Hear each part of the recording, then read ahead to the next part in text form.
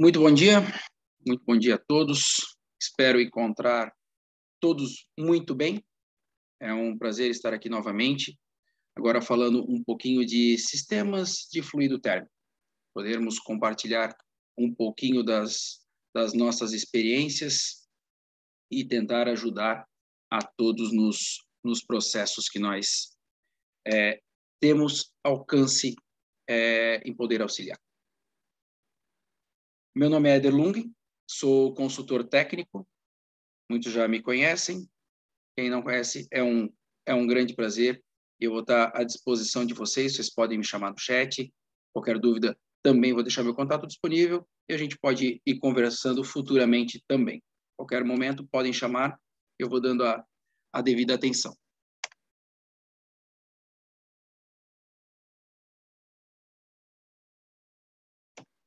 Primeiramente, nós gostaríamos de agradecer a Schrader, que é o representante da Móbil em Santa Catarina, pela disponibilização de imagens e documentos. Também a XHMAR, por disponibilização de imagens e recursos para a gente executar este webinar. Nós vamos recapitular alguns assuntos, já foram tratados, mas é bem importante a gente relembrar os assuntos, verificar novas possibilidades e trocar experiências. Bom, vamos lá. O que é o fluido térmico, ou óleo térmico, como também é chamado? Seria um óleo que passa por um aquecedor e nós temos uma grande energia contida nele. Por que eu uso o óleo térmico no meu aquecimento do sistema? Por que eu não utilizo vapor? Que é muito usual. Na nossa região aqui, o óleo térmico é extremamente usual, mas o vapor ainda é mais comum. Mas quando que eu escolho por utilizar óleo térmico? Quando o meu processo pede uma temperatura mais alta, né? Quando eu não tenho uma pressão suficiente de vapor, né? Nós sabemos que a temperatura do vapor saturado está diretamente ligada a uma tabela, né? Diretamente ligada à pressão que a gente pode ver numa tabela. Então, eu tenho 10 bar, eu tenho uma temperatura, 20 bar, eu tenho outra. Quando eu tenho necessidade de temperaturas mais elevadas, por exemplo, numa rama, né? Eu tenho que fazer uma termofixação, a cura de algum produto químico num tecido, por exemplo, eu preciso de temperaturas de 200 e chego a 220 graus, mas vamos falar ali na casa dos 180, chego a 250 graus. Eu preciso, no vapor, de, no mínimo, uns 35 graus aproximadamente de delta de temperatura, para que eu consiga ter uma troca térmica eficiente, né, no meu radiador. E, para isso, eu precisaria de uma pressão bem elevada, né, de vapor. Então, eu entraria ali com vapor de alta pressão, eu começaria a necessitar de válvulas 600 libras ou superior a isso, para eu conseguir uma temperatura mais elevada. Então, em casos como esse, né, nós buscamos o óleo térmico, porque com o óleo térmico em pressões baixas, eu consigo temperaturas altas. Por exemplo, o que é usual no nosso dia a dia? É eu trabalhar com 280 graus, né, a 4 bar. Ok, perfeito. 280 graus, se nós falarmos de 30, 35 graus de delta, nós estamos falando de 245, 250 graus possível no meu processo, já considerando o delta de temperatura para troca, né? Então, eu usualmente utilizo o fluido térmico, o óleo térmico, quando eu tenho necessidade de temperaturas mais altas. Cuidados. É muito comum o pessoal ter medo de algumas aplicações do fluido térmico, né? A gente sabe que o ponto de fulgor dele é um critério que tem que ser analisado com muito cuidado, né? Nós temos óleos comuns aqui no nosso dia a dia que o ponto de fulgor é 230 graus. Então, se nós estamos falando que eu vou trabalhar com ele a 280, a 230 ele já tem vapores.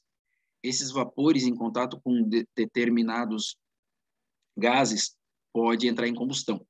Então, o risco, o cuidado, o medo que se tem é normalmente em casos de incêndio. Então, o que eu preciso?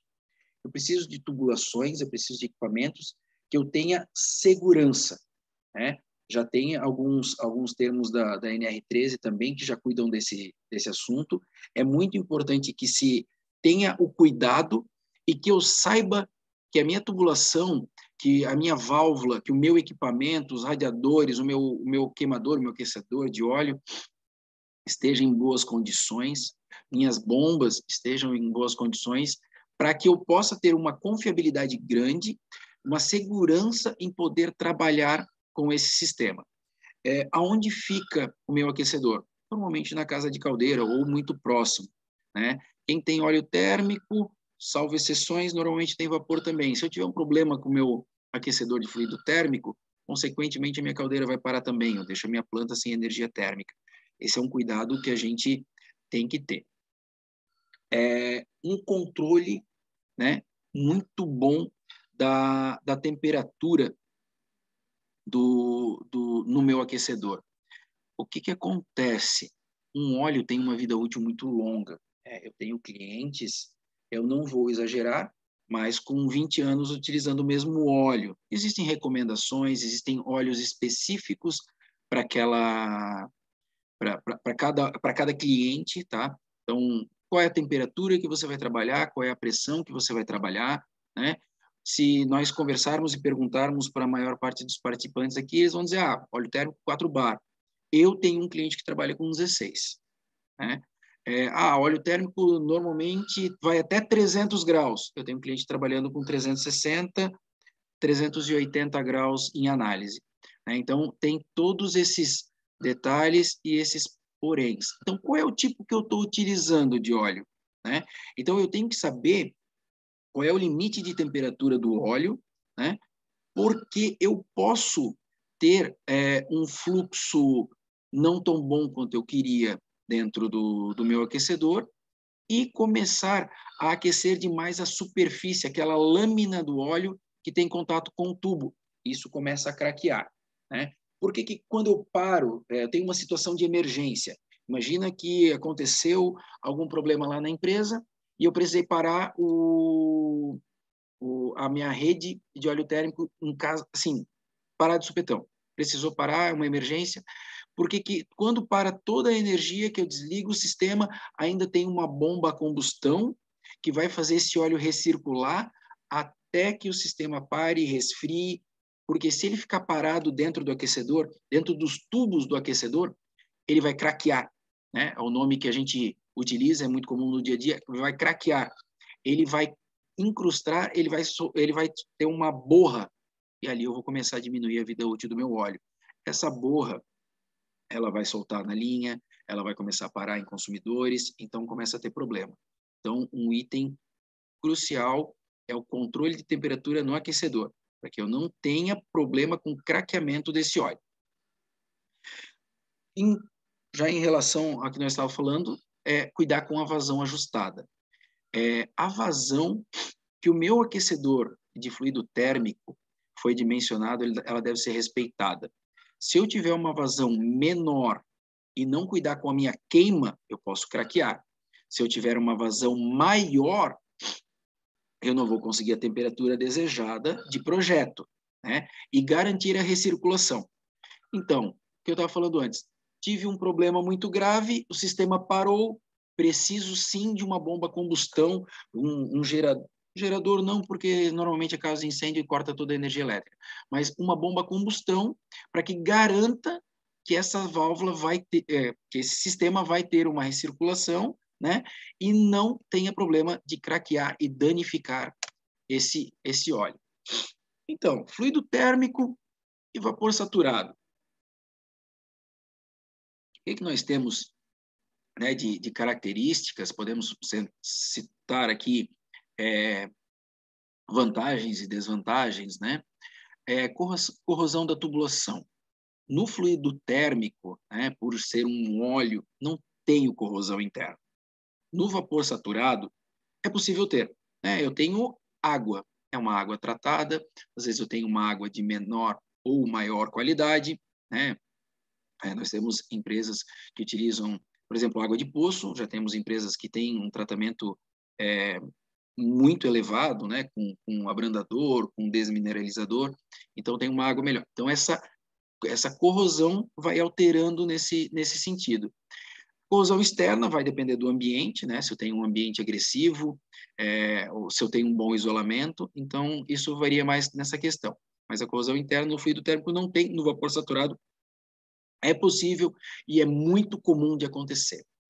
As inspeções, né, em trocadores de calor. Né? Em trocadores de calor, vamos imaginar qualquer máquina que troque térmica, não vamos pensar num trocador a placa ou num radiador. Qualquer equipamento que vai utilizar essa minha energia. Como nós temos uma pressão mais baixa, uma velocidade mais baixa, e nós não temos gases, no fluido térmico, se você fizer uma inspeção uma vez por ano, está de bom tamanho, você está bem tranquilo e bem garantido quanto a isso. Já no vapor saturado é algo que tem que ser constante, né? Então, tem que fazer as inspeções, porque a velocidade do fluido, vamos falar ali, óleo térmico, nós estamos falando numa velocidade máxima de 4 metros por segundo. No vapor, nós estamos falando ali de 25, 30 metros por segundo. Então, é bom a gente cuidar nesse quesito pela velocidade. No óleo térmico já não tem essa necessidade de ser tão constante, e também ele é mais aparente. É mais perigoso quando vaza, mas é mais aparente porque você começa a ver que está babando óleo. É muito comum essa frase. A perda de energia térmica, apenas por emissão de calor. Né? Então, na tubulação, no isolamento, na máquina onde não tem isolamento, na válvula sem isolamento. Então, nós temos perda de energia térmica ali por emissão. No vapor, nós já temos problemas se nós não tivermos purgadores bem dimensionados, alagados, purgadores que estão vazando, né? Então a gente tem que cuidar mais, que tem mais problemas de perda. A vida útil, né? Falando de equipamentos, né? O óleo vai muito do cuidado, como eu falei, eu tenho cliente que eu sei que está trabalhando há mais de 20 anos, mas varia conforme o óleo que o cliente está usando e a maneira com que ele cuida o óleo. Então, isso vai depender o tempo de vida do óleo, mais do que nada, do cliente, do cuidado que ele tem, né? Mas os equipamentos duram muito, muito tempo. Nós temos muitos exemplos aí de clientes utilizando as nossas válvulas sem necessidade de manutenção com longa data, né? Já no vapor, como tem muita questão, né, da velocidade, golpes, a parte de válvulas já começa a ter uma necessidade de uma observação mais constante. E no vapor, ele tem perdas, né, falando do fluido, tem perdas, e você precisa sempre adicionar água, sempre adicionar tratamento, sempre cuidar e tratar dessa água. Então, a adição de água é constante. Arrefecimento de condensado no fluido não existe, nem deve, né? E no vapor saturado, em trocadores superdimensionados, a gente pode ter essa questão, né? Então, no vapor tem mais esses detalhes para cuidar. Nós temos alguns webinars tratando esse tipo de assunto para a gente evitar essas perdas, né? No óleo térmico, isso já não é comum. Ponto de operação. Eu tenho, né, aqui até fala a temperatura do óleo de 130 até 300, como eu falei, eu tenho um cliente trabalhando em 360 graus, que já é uma situação atípica, são poucos no Brasil que trabalham, eu não saberia enumerar para vocês, mas realmente são pouquíssimos que trabalham com uma temperatura tão elevada. Mas eu tenho um equipamento, vamos imaginar falando da rama, né, que nós estávamos falando antes, eu quero 150 graus no meu primeiro campo, eu quero 160 no segundo, 180 no terceiro, no quarto, no quinto e no sexto, depois eu quero que caia para 150 e sai com 130 de novo. Com a mesma linha de óleo, eu posso fazer esse controle de temperatura. O que vai mudar é a vazão, o quanto que a minha válvula está abrindo, fechando, o quanto que ela está modulando para entrar naquele campo. Então, com o mesmo óleo térmico que está vindo a 280 graus, eu consigo modular todas essas temperaturas em cada campo da minha rama. No vapor saturado, não. O vapor saturado está determinado pela pressão. Então, se eu precisar de temperaturas mais baixas, eu vou ter que instalar redutoras de pressão, né, para controlar e garantir essas temperaturas. Claro, consequentemente, eu vou controlar pela vazão também, mas eu preciso do delta, como eu estava falando antes, né? Então, no óleo térmico, eu tenho um controle mais fácil desse delta. No vapor saturado, aí para o aproveitamento de energia, eu coloco redutoras, coloco controles e eu vou modulando conforme as necessidades. Então, vamos falar um pouquinho do sistema, né?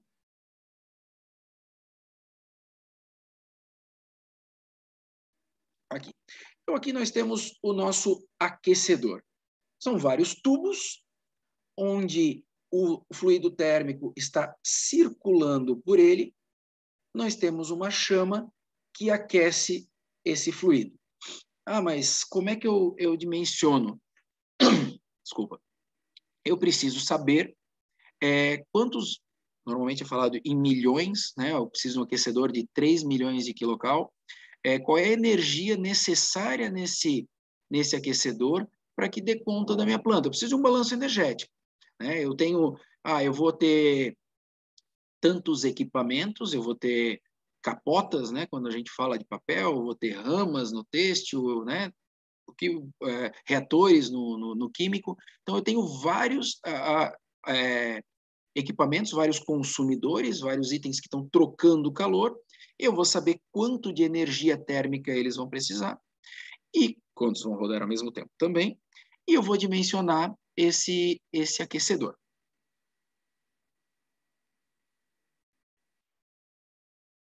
Depois nós temos os nossos consumidores, né? Então, aqui, por exemplo, temos um radiador. Esse radiador vai consumir uma energia. Então, eu tenho que alimentar, né? Quando a gente fala de vapor, o que normalmente se trata? Eu venho com o vapor até o meu equipamento, tenho um purgador, tiro o condensado, volta para o tanque e pronto. No fluido térmico, os detalhes são mais minuciosos quanto a isso, né? O controle dele é mais simples, mas eu tenho que ter mais cuidado. Então, é muito importante eu cuidar da carga térmica, né, como eu vinha falando, esse correto dimensionamento, eu cuidar o diferencial de temperatura que eu preciso para que eu consiga ter um bom funcionamento desse sistema, né? Preciso de bomba, então eu tenho que ter uma bomba específica para trabalhar com óleo térmico, eu tenho que ter cuidado com os selos, porque a bomba é o principal ponto de vazamento e de incomodação na questão do óleo térmico. Então, eu preciso ter uma bomba confiável para que eu possa rodar com esse sistema. E essa bomba tem que dar conta do sistema em questão. Então, vamos lá. Eu tenho uma interligação desse sistema.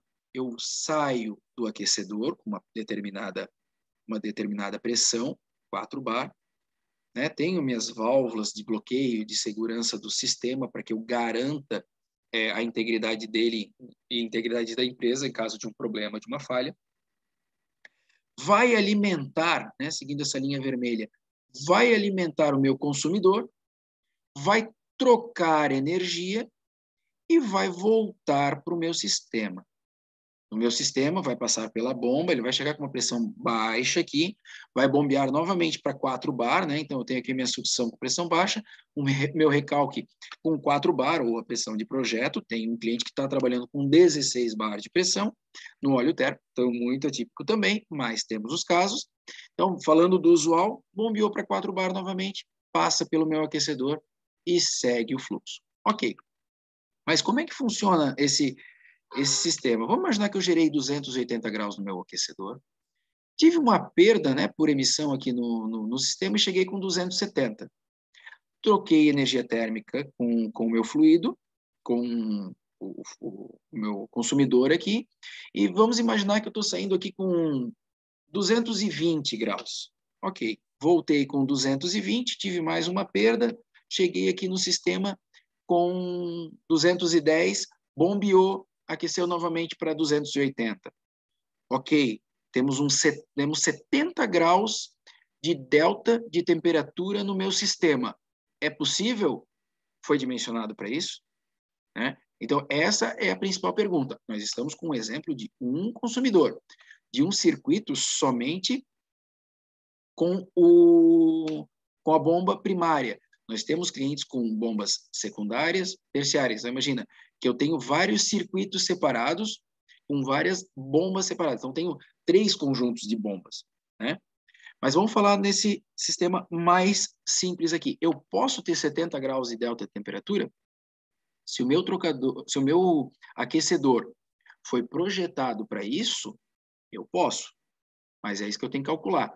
Se eu falei que eu tenho uma vazão X, que eu vou chegar aqui com 270 e vou sair com 250, e o meu aquecedor foi dimensionado para isso, quando eu chegar com 210, o aquecedor não vai dar conta. Então, aqui eu já não vou sair com 280, eu vou sair com menos. Então, eu já começo a perder eficiência térmica no sistema e começo a ter a queda de energia no meu produto, no acabamento, no meu produto final, no meu equipamento. Né? O que acontece? Eu comprei um aquecedor, 3 milhões de quilocal, e fui colocando mais máquinas, né? E não aumentei, não troquei o meu aquecedor. Aí ele começa a ter esse tipo de problema. Se eu aumentar muito a vazão desse sistema também, e o aquecedor não foi dimensionado para aquela vazão, eu também vou ter temperaturas menores. Isso também vai impactar no processo. Se eu tiver vazão menor, como eu falei, e já é o caso, é menos comum, eu vou craquear o óleo. Né? Aqui nós temos um exemplo de uma instalação. Então, nós temos a sucção da bomba, vindo aqui por trás, válvulas de bloqueio, filtro, para que garanta, né, a integridade da bomba. E aqui nós temos o recalque. Aqui no recalque, nós temos situações onde nós poderemos utilizar válvulas de bloqueio, com retenção separada, válvula de bloqueio e retenção, ou válvula de bloqueio e regulagem. Por que eu utilizo válvula de bloqueio e regulagem? Para eu garantir a vazão de saída, quando eu não tenho, por exemplo, um inversor na bomba ou coisa do tipo. Mas é muito importante que tenha válvula de retenção neste ponto aqui. Por quê? Se eu tiver uma válvula de retenção, eu garanto, sistemas de óleo térmico sempre tem 2 conjuntos de bomba. Podemos ver que tem um aqui e um aqui. Uma bomba, primeira bomba, segunda bomba. Se eu tiver um sistema secundário, um sistema terciário, eu também vou ter 2 bombas, sempre garantindo que esse sistema vai rodar. Se eu tiver um problema com bomba, eu bloqueio essa válvula e posso fazer uma manutenção completa do sistema, né? E enquanto isso está rodando uma segunda bomba para minha fábrica não ficar parada. Como eu falei no meu último webinar, a empresa parada custa muito dinheiro. Né? Então, eu tenho certeza que muitas empresas que estão me ouvindo aqui, se nós falarmos de um dia parado, com certeza vai pagar uma bomba como essa. Né? A gente sabe que a hora parada de uma empresa é muito caro, uma hora produtiva é muito caro. Aqui, nós temos um sistema de amortecimento, um sistema de interligação para partida, para sistemas com uma vazão um pouco menor para iniciar o processo, né? Então, nós temos um controle um pouco mais minucioso. Aqui é automático, mas normalmente esse sistema aqui na nossa região é um sistema manual. A perda de carga no meu sistema de fluido térmico, a pressão que eu estou trabalhando, como eu tinha falado antes, no slide anterior, aqui eu tenho a minha bomba pressurizando e eu tenho o meu recalque. aqui eu vou estar na pressão máxima do meu sistema. Tá? Então, eu vou entrar aqui e aqui eu começo a perder pressão por perda de carga do meu sistema. O meu aquecedor tem uma perda de carga calculada. Cada uma dessas curvas, cada uma dessas válvulas, a engenharia que fez esse dimensionamento vai poder informar para vocês. Cada um desses itens tem uma perda de carga. Meu consumidor tem uma perda de carga calculada e eu vou voltar para esse sistema. Então, eu tenho o meu pico de pressão, vou passando pelo meu equipamento, pode observar que dentro do aquecedor eu ainda tenho uma pressão mais elevada e eu começo a cair no meu sistema. Quando eu passo pelo meu consumidor e retorno, quando eu estiver voltando aqui na sucção da bomba, eu vou ter a minha menor pressão, né? Não vai chegar a zero, porque eu preciso de uma pressão mínima para chegar na bomba, mas essa pressão vai estar extremamente baixa. Então, um sistema, as bombas possuem, né, no sistema de bombeamento, normalmente tem um manômetro no recalque, um manômetro na sucção, que vai estar indicando essa pressão para vocês. E vocês vão observar que existe uma diferença bem grande nessa relação, né? Isso é comum, deve ser assim, e é importante que seja dessa forma. Isso significa que tens um consumo, tens um sistema trocando energia. Nós vamos falar mais para frente que as válvulas aqui estão modulando. Então, vamos lá. Comentei lá no começo, muito importante, a velocidade do óleo térmico em relação ao diâmetro, né, relacionado diretamente com a vazão. Falei que no vapor a gente chega em velocidades até 30, dependendo da situação, nós temos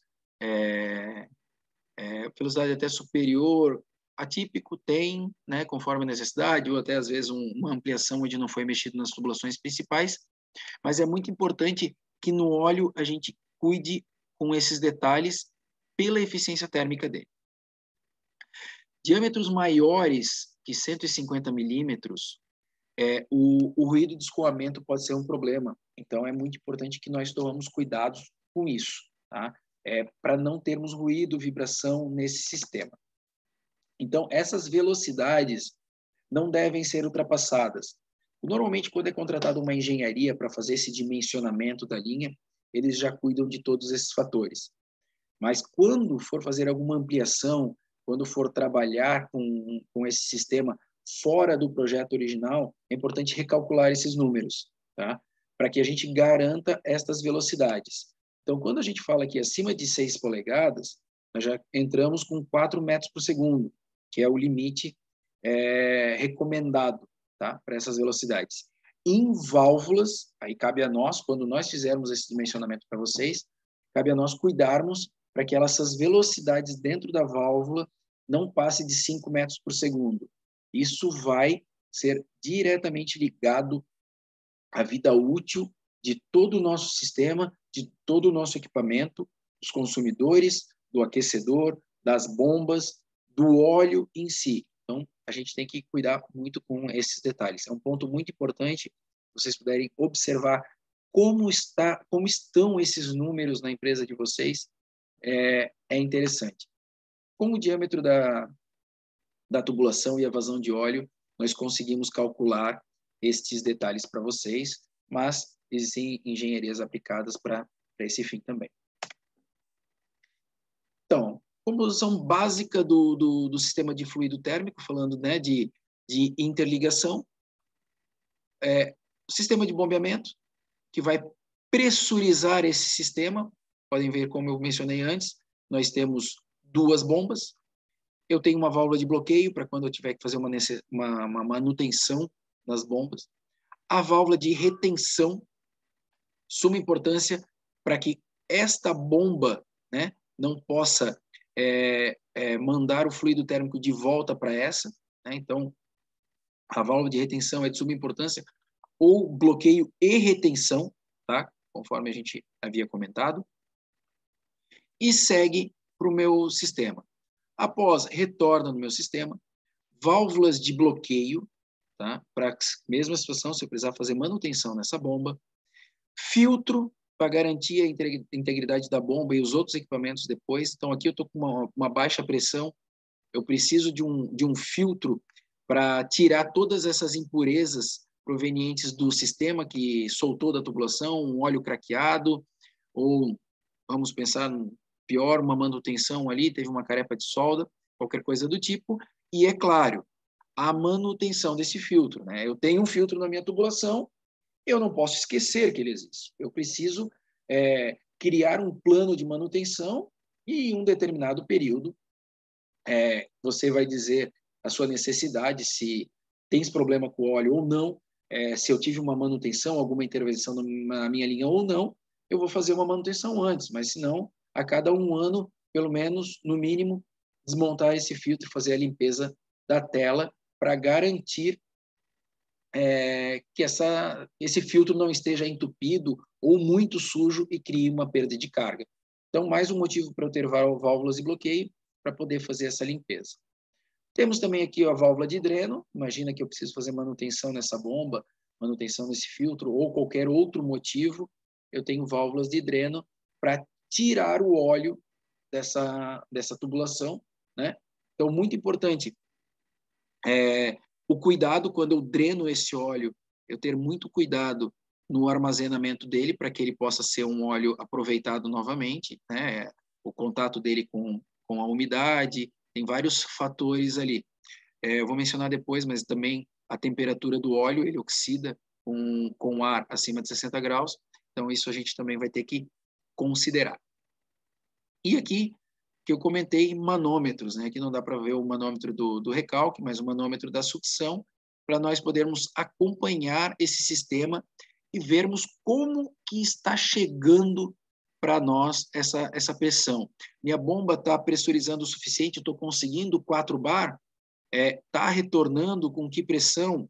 Está voltando com 4 bar direto. Peraí, então tem algum ponto da minha recirculação que está aberto. Se está voltando direto, significa que o meu consumidor não está aproveitando a energia do jeito que deveria. Então, a gente consegue ler essas informações. Não está saindo com 4 bar, a minha bomba não está com a eficiência que deveria. Por quê? Né? Então, para poder fazer toda essa análise técnica. Então, esses manômetros, é muito importante que ele exista e que sejam confiáveis. Um detalhe muito importante, o fluido térmico, por ter uma temperatura mais elevada, nós temos uma dilatação também elevada, né? Então, por exemplo, a dilatação linear, ela é medida pelo comprimento da tubulação, vezes o coeficiente de dilatação, vezes o diferencial de temperatura, né? Então, uma dilatação num tubo de 6 polegadas, né? Numa dilatação num tubo a 300 graus Celsius, vai ser de 3,6 milímetros por metro. Claro, isso vai variar bastante conforme o material da tubulação, mas aqui é muito importante falar, óleo térmico, sempre tubulações sem costura, né? O que é usual? A106 sem costura. Daí vai Schedule 40, Schedule 80 ou 160, de acordo com a necessidade do cliente, mas usual é Schedule 40, sem costura. Isso é muito importante. Mas vamos lá. 3,6 milímetros por metro. Uma tubulação de 100 metros de óleo térmico é comum. Nós estamos falando de 36 milímetros de dilatação, né? Então, é uma dilatação muito alta. É importante que a engenharia que fez o projeto, que o cliente tome os devidos cuidados para ter certeza que essa tubulação, que as ancoragens, que os pontos nas curvas e tudo mais, esteja apto para receber essa dilatação. Só para ter um norte, imagina que esse ponto aqui fosse fixo. Neste ponto, nós teríamos uma força de 240 toneladas numa tubulação de 6 polegadas a 300 graus. Esse é o esforço físico que estaria fazendo nesse ponto. Então, com toda certeza, eu preciso cuidar e calcular para que a minha tubulação possa absorver essa situação. Então, vamos lá. Continuando no meu sistema. Então, eu falei que eu tenho aquecedor, eu vou para o meu consumidor, troco energia, volto para a bomba, ok. O que acontece quando eu aumento a temperatura do meu fluido térmico? Ele expande, né? Então, aqui nós temos o tanque de expansão. É um tanque que está apto para absorver o meu aumento de volume do óleo. Imagina que eu tenho uma linha fechada, né? Esse circuito é todo fechado. Se eu não tiver um ponto para absorver esse volume a mais do meu sistema, eu vou manter a linha, eu vou pressurizar esse sistema, eu não vou rodar como deveria. Então, o que acontece? Quando eu começo a aquecer, o volume do meu óleo vai aumentar e eu vou mandar esse óleo a mais para o tanque de expansão. Então, ele vai subir e entrar por aqui para o meu tanque de expansão. Nesse ponto aqui, vai subir os gases do meu óleo, né? Que nem eu tinha falado. Vamos falar do Mobiltherm 605. O ponto de fulgor dele é de 230 graus. Eu estou trabalhando a 280. Então, a 230, eu já tenho vapores. Esses vapores vão subir, vão passar por esse sistema junto com o excesso de óleo. O óleo vai entrar no tanque de expansão e os vapores vão entrar por cima, o óleo por baixo e o vapor por cima no tanque de expansão. Ok, mistura do óleo frio com óleo quente não é legal. Então, nós podemos fazer um selo térmico, né? Muito comum em sistemas também. Ah, ok, o sistema continua todo como eu estava falando. Quando o meu excesso de óleo subir, ele vai passar primeiro no selo, o óleo quente vai entrar no selo, o óleo frio vai voltar para o tanque de expansão. Então, o óleo quente não vai para o tanque, né? Porque esse tanque, se eu tiver acima de 60 graus, eu vou oxidar o meu óleo. Então, eu não posso subir muito essa temperatura. Então, eu faço um selo, o óleo quente tem contato com o óleo frio, e o óleo frio vai ter contato com o ar, se for o caso desse tanque aqui. E os vapores continuam subindo por esse sistema aqui. Aí nós conseguimos melhorar um pouquinho mais o nosso sistema. Não é o mais utilizado, mas é muito comum aqui no nosso sistema, a inertização, né? Para eu não ter nenhum problema com esse óleo, para eu ter uma vida útil maior, para eu ter mais segurança, principalmente em casos onde o cliente trabalha com pressões mais elevadas e temperaturas mais elevadas, eu vou ter um sistema onde eu vou tirar o oxigênio vou tirar o ar desse tanque de expansão e vou injetar nitrogênio. Não sei se é possível com outros gases, mas todos os que eu conheço, todos os meus clientes, todos os projetos que eu vi na Bermo até o momento foram com nitrogênio.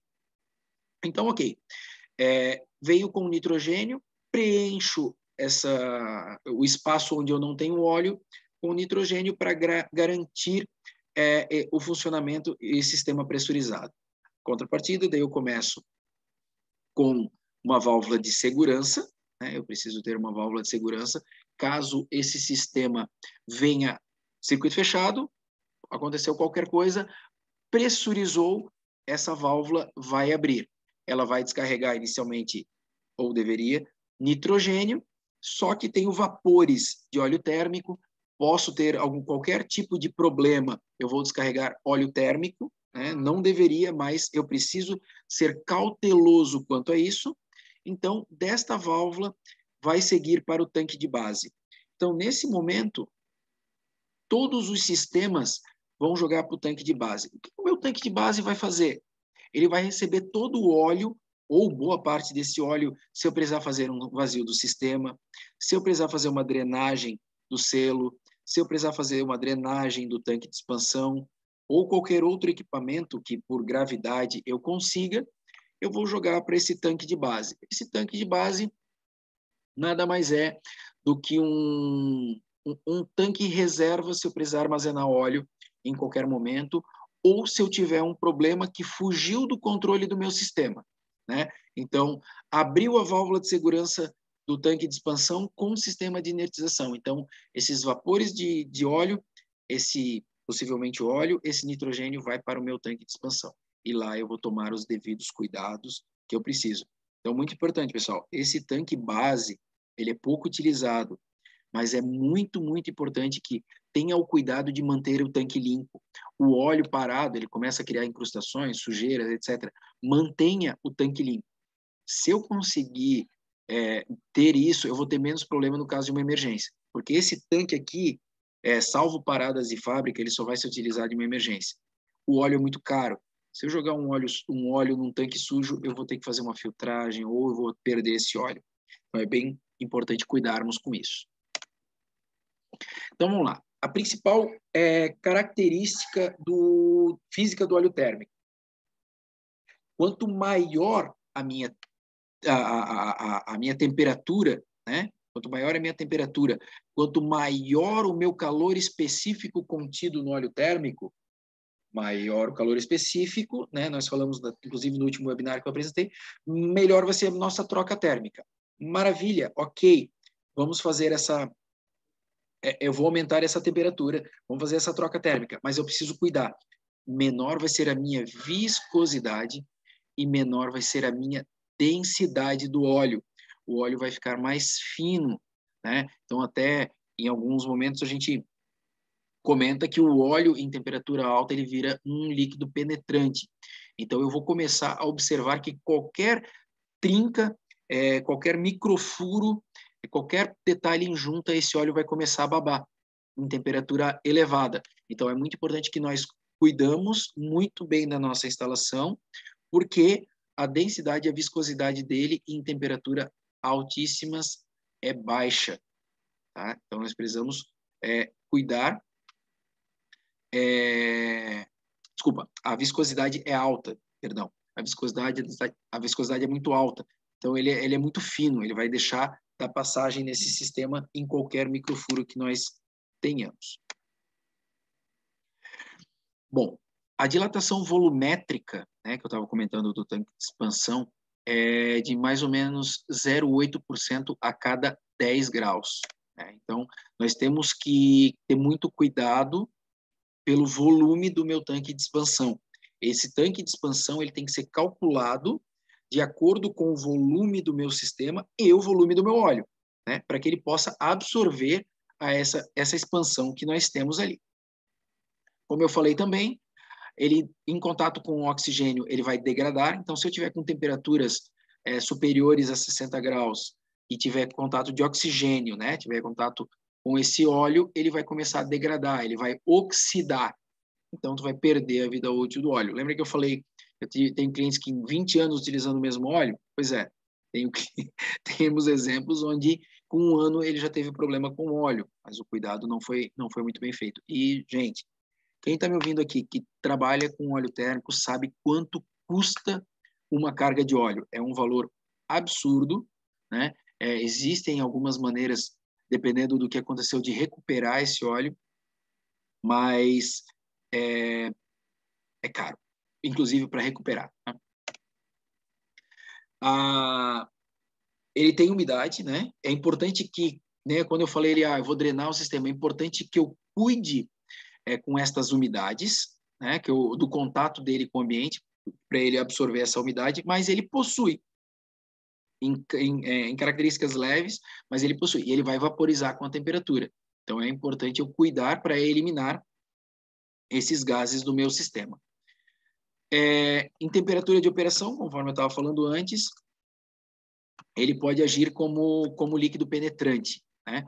Então, ele vai ter ele vai ficar um óleo muito fino e qualquer microfuro pode dar passagem e começar a babar. Então, é muito importante constantemente verificar a minha tubulação, a minha linha, para garantir a integridade desse sistema.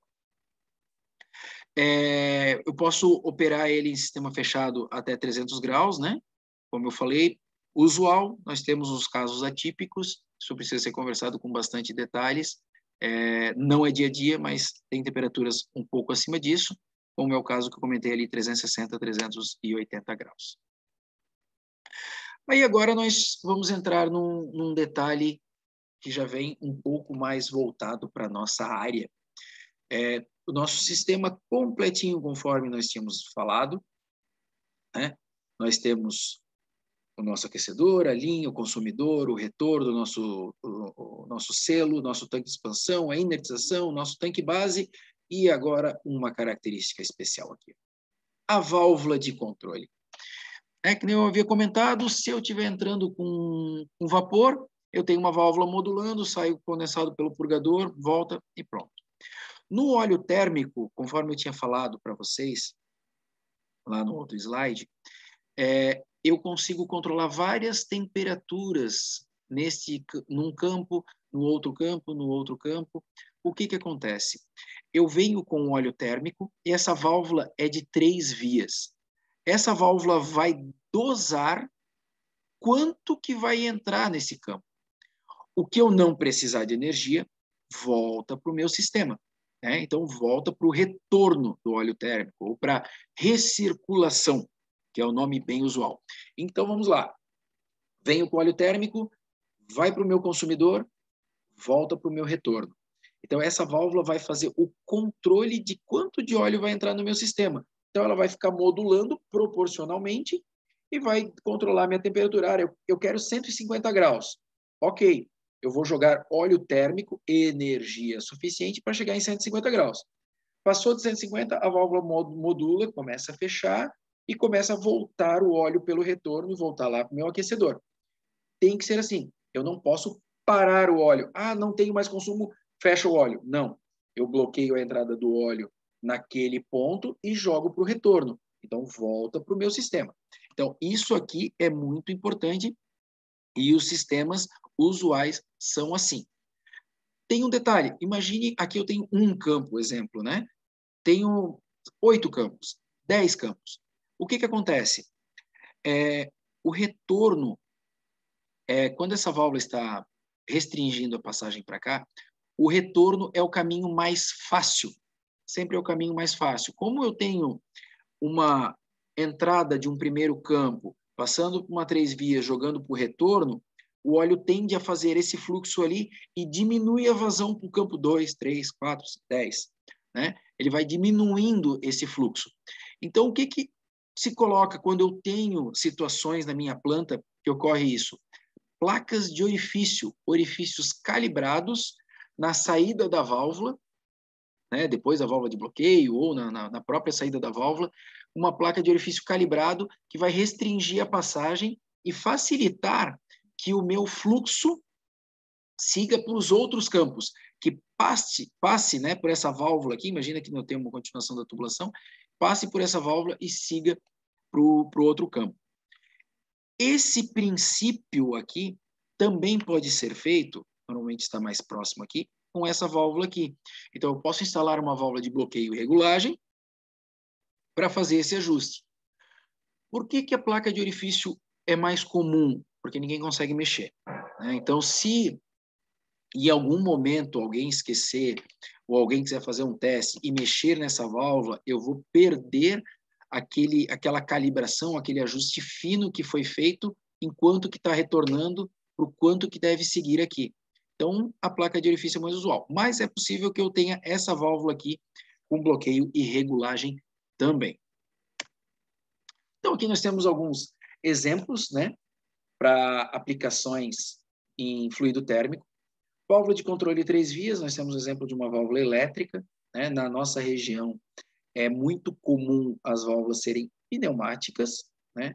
Nós temos durante um período, eu acredito que hoje já esteja muito melhor, mas nós tivemos um período onde a energia elétrica no Brasil tinha bastante oscilações e o pessoal acabava desgostando de atuadores elétricos por isso. Então, a maior parte hoje é atuador pneumático com posicionadores eletropneumáticos. Na Europa, até algumas fotos que eu mostrei ali, o atuador elétrico é muito comum. E hoje já tem vários clientes voltando para o atuador elétrico porque ele tem um controle um pouco mais fino desse sistema. Tá? Uma válvula como essa, ela possui um fole de vedação. Convido a todos que estão assistindo agora que futuramente vão assistir no nosso canal no YouTube, que vejam plantas que tenham válvulas com fole em todo o seu sistema. Eu tenho alguns exemplos, é uma coisa linda de se ver. Você não tem válvula babada, você, tanto na válvula de controle quanto na válvula de bloqueio. Uma válvula de bloqueio, tá, como essa daqui, ela foi desenvolvida para atender 10 mil ciclos totais. Tá? Ela tem uma vida útil muito, muito longa. Pode acontecer de estourar um fole desse? Pode ter acabado o ciclo de vida dela. Nós temos válvula aqui instalada há, com certeza, muito mais do que 20 anos. Pode acontecer? Pode. Se isso acontecer, você ainda tem uma gacheta que você pode dar um leve aperto até a sua manutenção. Então, válvulas com gacheta, ela vaza facilmente, porque o óleo fica muito fino em temperatura alta.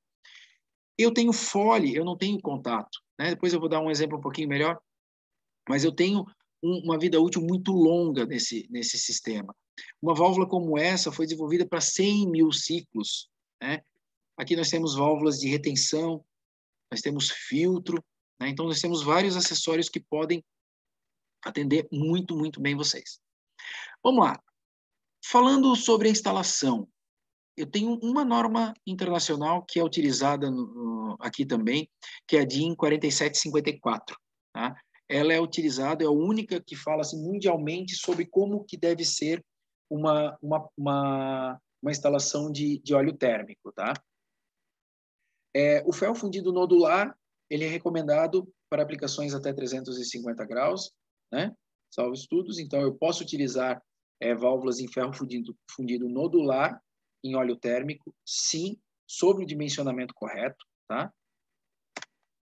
E o fole de vedação, que eu estava comentando antes, é recomendado para válvulas lineares. Então, é obrigatório? Não, mas é recomendado. Se vocês visitarem uma planta que utiliza óleo térmico com válvulas sem fole e uma planta de óleo térmico que usa válvulas com fole, vocês vão entender o motivo da recomendação. Sujeiras, pinga-pinga no chão, você sabe que o óleo é complicado de limpar, tem risco de acidente, tem uma série de fatores, fora a estética, né? Você sabe que válvula babada, ela começa a sujar. E depois tem um ponto muito importante, válvula babada, o óleo começa a oxidar em contato com o oxigênio, o óleo começa a pegar a umidade, o óleo começa a pegar impurezas, vira uma crosta e acaba emperrando a haste da válvula, a válvula começa a travar, já não está trabalhando da forma que deveria, você pede a regulagem do seu sistema. Mas assim, vendo uma planta com instalações com fole, você vai entender o motivo. Mas sim, a norma é clara e ela recomenda o uso de fole nestas válvulas. Então vamos lá, o que eu estava falando. A válvula de bloqueio, ela foi desenvolvida para 10 mil ciclos. Então eu vou abrir e fechar esse volante, esse obturador aqui vai subir e descer, esse fole vai ser comprimido 10 mil vezes, 10 mil ciclos totais, é para isso que ele foi desenvolvido. A gente sabe que as válvulas de bloqueio de óleo térmico são realizadas manobras em caso de manutenção ou em caso de emergência. Então imagina o quanto, né? Quanto vai durar, qual vai ser o tempo que vai durar uma válvula como essa, né? É recomendado, sim, o uso de ponta para solda no óleo térmico, exceto situações onde você necessita uma manutenção, uma revisão constante, como é o caso das válvulas 3 vias, as válvulas de controle, né? Daí é mais interessante que você possa desmontar ela para fazer uma revisão periódica, por exemplo. Então, na parte vermelha, aqui é onde vai estar o meu fluido térmico. Então, ele vai ter contato com o fole, com o obturador, e aqui nós temos esse chapéu que vai estar diretamente na junta do corpo, onde não é uma parte mecânica que tem trabalho. Então, aqui tu não tem ponto de vazamento. É somente o contato com o fole. Essa parte toda externa, toda essa parte aqui, não tem contato com o óleo. Então, tu tens uma vida útil muito mais longa, evita a necessidade de aperto de gacheta, evita a incrustação de óleo, travada, essa válvula ficar pesada, muitas vantagens, tá? Mas tive um problema, danificou o meu fole, tive um golpe, danificou o meu fole, foi o final da vida útil, danificou meu fole, começou a babar. Tem um prêmio gacheta, você aperta ele aqui, né? Você aperta essa porca, você já sabe que essa válvula está com problema, vai fazer o ajuste para ela parar de vazar e providenciar a manutenção dela. Nós temos a nossa divisão de serviços que pode fazer isso para você, tem os kits de reparo que pode ser fornecido para fazer essa manutenção dentro de casa também. Então, é só providenciar esse reparo e fazer a substituição que você já está com uma válvula nova de novo. Nas válvulas de bloqueio ainda, o usual nos sistemas são com a válvula de bloqueio, né, tradicional, com sede angular, é uma sede com um ângulo de corte para que possa, em caso necessário, né, ter alguma sujidade, para que ela corte essa sujeira. Imagina que eu tenho uma borra ali, ela vai parar bem na sede, ela vai cortar, né, vai fragmentar ela para que essa válvula bloqueie e não vaza. O obturador de regulagem, que a gente já tinha falado, em caso de necessidade de um controle de um ajuste na bomba ou de um retorno, né?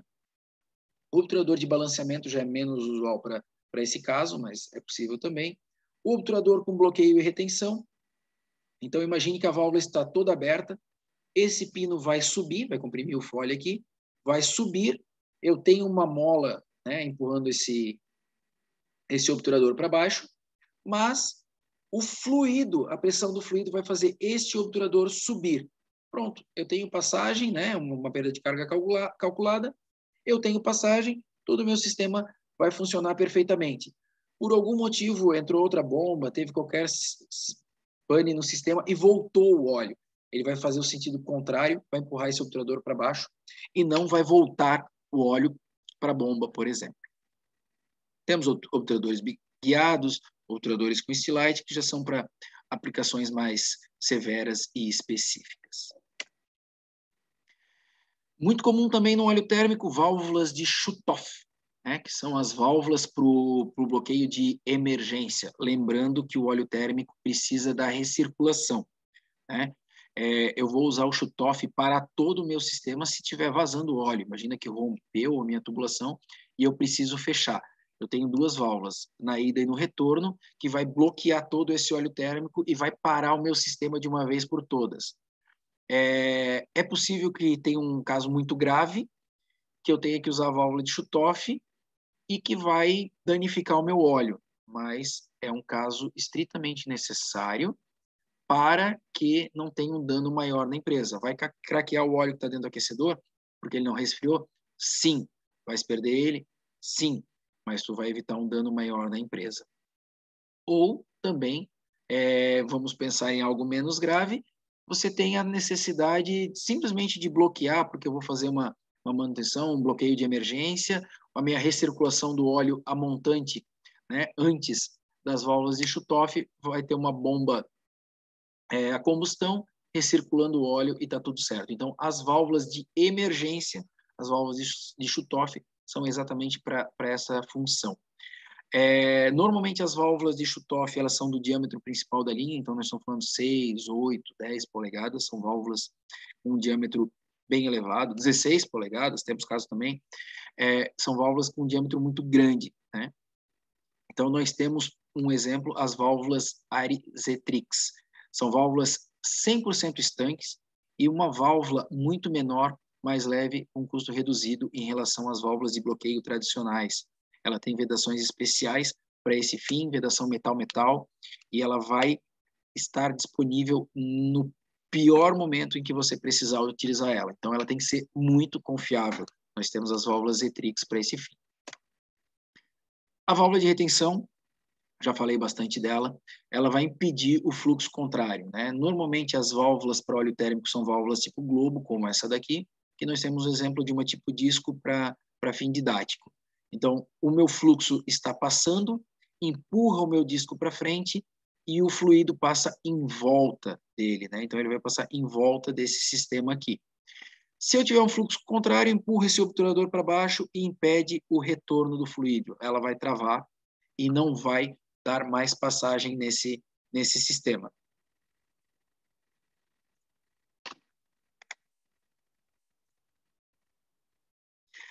Filtros de linha. Comentei antes também. Pessoal, dar a devida importância para os filtros. Tá? Teu sistema está rodando já há muito tempo. Vamos fazer a manutenção periódica dele. O filtro com muitas incrustações vai ter uma perda de carga maior, vai reduzir a pressão do seu sistema, vai reduzir a passagem de óleo. Então, assim, ó, é muito importante fazer a limpeza. Aqui, por exemplo, nós temos até um filtro que já tem um dreno de limpeza pronto, né? Então, eu não preciso desmontar ele. Eu venho e faço a limpeza. Cada diâmetro, cada aplicação, cada pressão de filtro tem suas telas específicas. Tem filtros com a tela um pouco mais simples, telas já com reforço nas bordas, telas com reforço no corpo inteiro, né? Então, para cada uma das aplicações, isso nós vamos dimensionar para cada um de vocês, para cada situação que vocês precisarem. Mas tem um ponto muito importante. Tem na partida, né, a tela de partida que a gente chama, ou flushing, é quando tu vai botar o teu sistema a rodar. Normalmente, se eu faço uma linha nova, se eu faço uma modificação no meu sistema, se eu faço uma manutenção, eu parto esse sistema, deixo ele rodando a frio, com uma tela, com uma parede mais fina, ou uma tela dentro da própria tela do filtro, para que ela é uma tela extremamente fina, deixo rodar durante um período. Essa tela, por ser muito fina, por ter uma passagem muito pequena, ela vai criar uma perda de carga muito grande no teu sistema, tá? Então, a tua bomba, tu vai pressurizar normal, mas o retorno vai ficar mais pesado, vamos falar assim. Mas essa perda de carga é um benefício depois. Por quê? Tu vai rodar, vai deixar o sistema trabalhar e essas impurezas vão ficar nessa tela mais fina. Você para o sistema frio de novo, retira essa tela, retira as impurezas, vai lá, faz mais um flushing, faz mais uma passagem dessa, retira aquela tela fina. Ah, pronto, agora minha sujidade já está menor. Beleza. Deixo somente com a tela normal, fecho o filtro, então eu posso voltar a trabalhar no meu sistema aquecido como deve ser. Por que utilizar a tela fina antes? Porque ela vai tirar sujeiras menores do teu sistema e vai evitar danos nos equipamentos, na bomba, entupimento e tudo mais. Então, assim, vale a pena se precaver numa preventiva para que você possa ter menos dores de cabeça lá no futuro. Válvulas de controle, como eu mencionei aqui, nós temos dois exemplos, a pneumática e a elétrica, com fole e sem fole. Com fole, 100 mil ciclos, conforme eu havia mencionado. Sem fole, com gacheta. Essa também vai ter uma gacheta de vedação, mas, como eu disse, recomendo numa manutenção como essa, né, numa situação como essa, faz o aperto e prevê a manutenção e troca desse fole, tá? Para garantir o bom funcionamento, assim como você tinha quando a válvula era nova. Aqui nós temos, para fim didático, sem fole, para explicar a diferença e também para mostrar a diferença entre válvulas misturadoras e divergentes. Então, vamos lá. A válvula misturadora. Eu tenho o meu fluido entrando em A, o meu fluido entrando em B e saindo em AB, né? Então, no óleo térmico, é mais usual a válvula divergente. Eu venho com o fluido térmico quente, desvio para o meu sentido A, que seria o meu consumidor, por exemplo, ou para o meu sentido B, que seria o meu retorno, né? Então, esse é o mais usual. Neste caso, nós estaríamos com a válvula de controle antes do meu consumidor. Quando nós utilizamos válvulas misturadoras no óleo térmico, normalmente a válvula está depois, né? Salvo as exceções, salvo as aplicações à parte, mas a válvula está depois do meu consumidor. Então, a tubulação de óleo térmico vai lá, entra diretamente no meu consumidor, retorna, sai pela linha A, e o B é o retorno, e depois no AB volta para o meu aquecedor. Ambas possuem duas sedes, né? Duas sedes, né? A sede que desvia para o sentido A, para o sentido B, sede para o sentido A, sede para o sentido B, né? Então, o que muda mesmo é a característica dela, se ela vai separar ou unir os fluidos. Aqui nós temos um exemplo. Olha só. Nós temos, no caso aqui, uma válvula divergente, né? Eu tenho uma válvula misturadora. Eu tenho uma válvula misturadora nesse sistema. Eu tenho o meu aquecedor. A bomba está mandando o óleo pelo aquecedor, indo para o meu consumidor, e no retorno ela vai passar pela passagem A, por exemplo, da minha válvula. Aqui está o meu retorno, entrando na passagem B, misturando o óleo que passou pelo consumidor, misturando o óleo que passou pelo consumidor, voltando para a bomba, voltando pelo aquecedor, né? Então, essa é a característica de uma válvula misturadora ou mixing, né? Convergente é também utilizado para essa característica de válvula. Então, ela vai misturar os fluidos no interno dela e voltar para o meu aquecedor, para a minha bomba. E aqui nós temos o exemplo da válvula divergente ou conversora, né?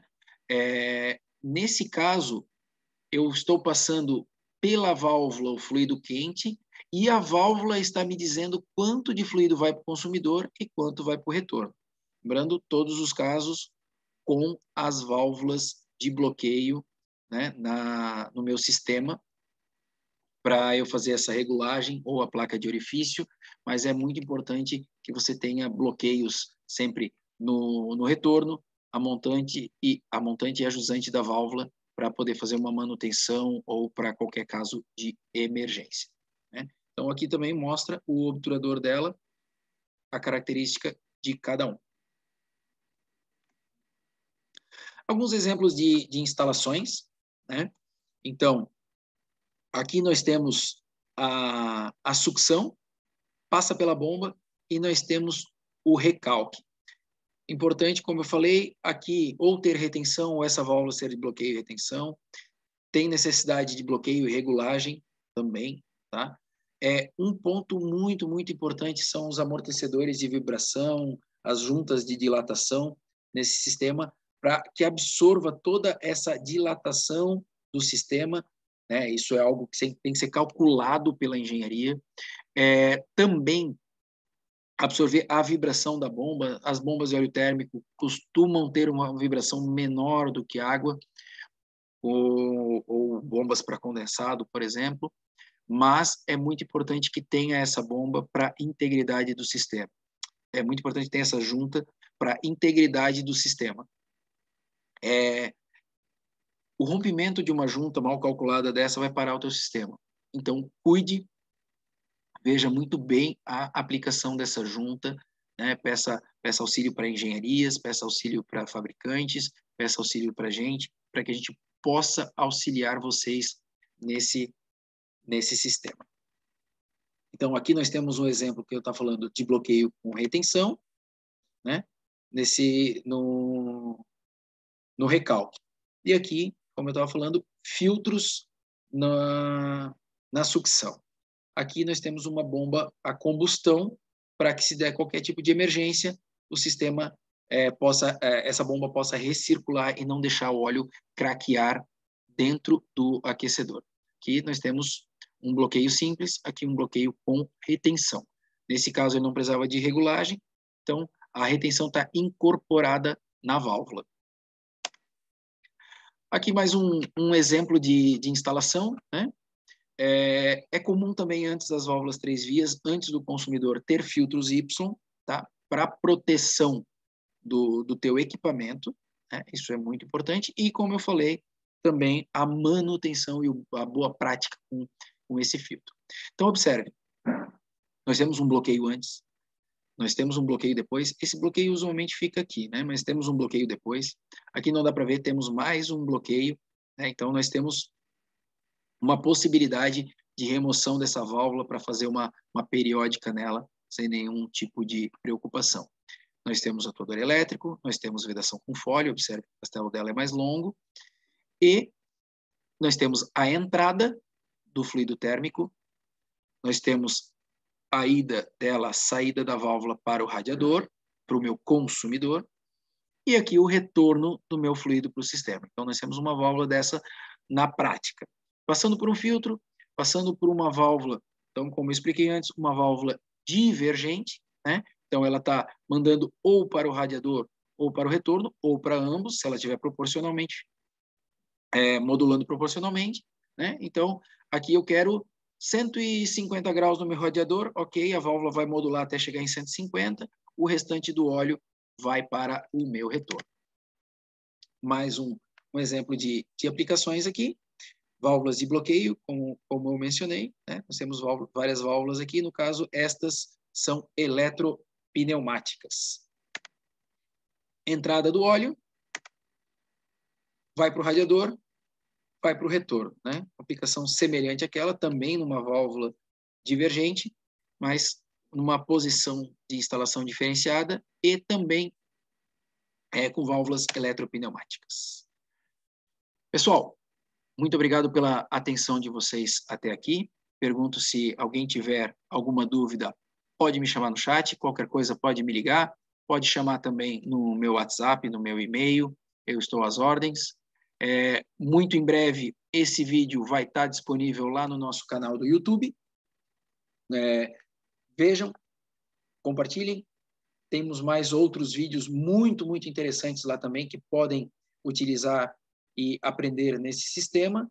E qualquer coisa que precisarem, a nossa equipe de engenharia vai estar à inteira disposição de vocês. Tá bom? Fico às ordens. Um abraço, uma excelente semana. Se cuidem. Tudo de bom.